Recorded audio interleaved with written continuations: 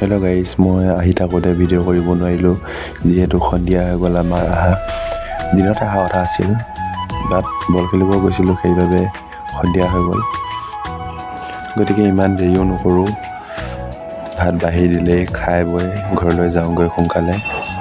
আৰু আপোনালোকে ভিডিঅ'টো স্কিপ নকৰাকৈ চাই থাকক। লগৰো দেখিছে প'ষ্ট চাওক, প'ষ্টটো চাওকচোন।